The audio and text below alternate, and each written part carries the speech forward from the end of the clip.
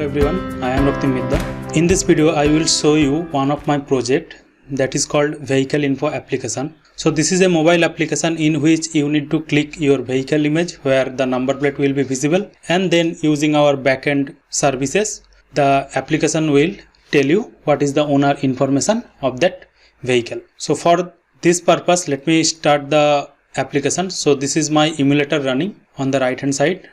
As soon as I click on this application, it will show me a small splash screen kind of thing, and then it will show me this application. So it's a fairly simple Flutter application. If I click on show details, then you can see it's showing please select the vehicle image first and then click on show details. That means I need to select the vehicle image. How can I select the vehicle image? For that I need to click on this plus button. So let's just for the sake of demonstration, let me select this image. I am selecting this image which has no vehicle. If I click on show details, so it's showing oops, the uploaded image has no vehicle number. That means it's able to recognize if you upload any kind of image that has no vehicle number, then it will automatically say it's not able to detect. Let's say I'm uploading this image. So in this image also we have one vehicle that there you can see one of the number plate is visible. I know it's a little bit smaller, but here you can see the number plate. If I click on show details, so it's showing no record found for the selected vehicle number. So it's able to detect that there is one vehicle that has this number plate, but it's showing no record found. That means my database has no record for this. Let me click on the third image. So this is another image. So in this also we have one number plate. If I click on show details, so now you can see it's able to detect that this image has one vehicle having the number MH220, then DB2360, and these are just random, simple numbers. Now how it's actually working in the backend. So in backend, at first this is my AWS EC2 instance. Here it's running. So in this EC2 instance, this is the architecture. In this EC2 instance, I put Flask and MongoDB. So if I connect to my EC2 instance, here it's inactive. Let me restart the session. Here if I show you, you can see on the 5000 port number, Python 3 program is running. This is my Flask application running. And similarly, MongoDB is running. And let me connect to the MongoDB. I will write Mongo sh. So it connected to my local MongoDB cluster. Now let me show you all the databases I have. So you can see one of the database called Vehicle DB. So this is the database that contain all the information. So if I use Vehicle DB and then if I show you the collections, you will see there is one collection called Indian Vehicle Information. So this collection contains this information. So let me show you db.info.find. You can see I have this information. So only I have this information. That's why it's able to show me that this is the car information because it's using this database in the backend. Now let me do the exit for the demonstration purpose. And if I show you this image, one of the image, this is this image. So this image has one of the number HR57 something. If I click on show details, so it's saying no record found for the selected vehicle number. Let's say we collect the records. So let me show you the record. So let me go to this file dbcreate.py.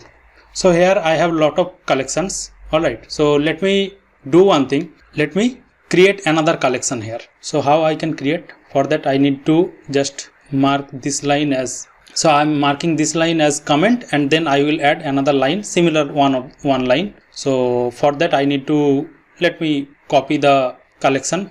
So for that I will go to my GitHub and here I already have the backend code. This is the DB create code and here you can see one of the, let's say this is the HR51. So this is the car number I can see here. So let me just copy this line. So I copied it and I will go to my terminal and let me paste it. So this is the collection let's say I'm trying to insert in my database. Alright, so having HR51 owner name something. So now what I need to do, I need to just run this Python 3 then dbcreate.py. So as soon as I run it, you will see collection created. That means now inside my database this collection created. So previously I have only one collection and now previously it was showing that no record found, but if I again click show details, you can see now it's able to show me the details that this is the vehicle and this is the information of that vehicle. That means now we have the flexibility on this database side that we can put as many car information as we want and we need to keep on putting inside the database, obviously, otherwise how it will show the details. But this is the thing. And if I again select, let's say, this image, so this image again has no number. If I click on show details, it's showing, oops, the uploaded image has no vehicle number. So similarly, let me do one more thing. I am on my MongoDB shell and I am on my vehicle DB, and here let's say I want to delete one of the collection. So let me use, here you can see I have two data in this in my database. So let me remove this one. Previously I was showing this data. So let me remove this. So how I can remove? So for that I can here write delete one, and then I will give the first bracket, and here let me give the first underscore ID. So underscore ID, and then I need to give the ID. So for that I will copy this line, copy here. So now if I run it, I need to give it in obviously JSON format.